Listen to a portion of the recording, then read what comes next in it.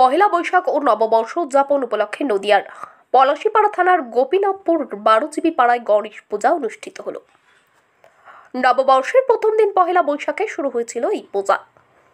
শনিবার বর্ণাঢ্য শোভাযাত্রার মাধ্যমে প্রতিমা বিসর্জনের মধ্য দিয়ে পূজার সমাপ্তি ঘটে। গণেশ পূজা ধর্মীয় অনুষ্ঠানের পাশাপাশি প্রত্যেকদিন নানান অনুষ্ঠানেরও ব্যবস্থা করেছিল কমিটির সদস্যরা। এই অনুষ্ঠানকে ঘিরে প্রতিদিনই অসংখ্য মানুষের সমাগম হয়েছিল মণ্ডপ প্রাঙ্গণে। পুলিশ আমার পিছনে দাওয়া করেছে,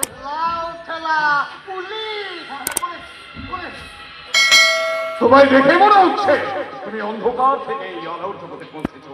ফাইনাল বলছো তুমি যখন এই আলোর জগতে পৌঁছেছো, তোমাকে আমি মুক্তি মার্গের সন্ধানে পৌঁছে দেব।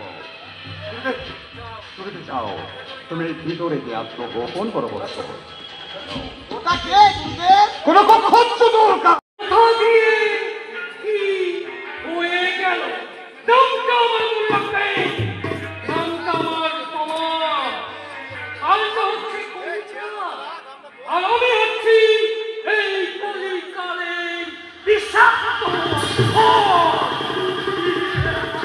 গোপীনাথপুর 12 পাড়ার প্রত্যেক বছরের ন্যায় পয়লা বৈশাখ ও নববর্ষের উদযাপন হিসাবে আমরা গণেশ পুজো করে থাকি।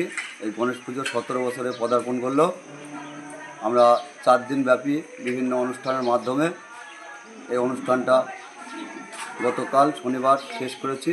বর্ণাঢ্য শোভাযাত্রার মাধ্যমে প্রতিমা নিরঞ্জন করেছি। আমি অরূপ কুণ্ডু, কমিটির সম্পাদক। নমস্কার।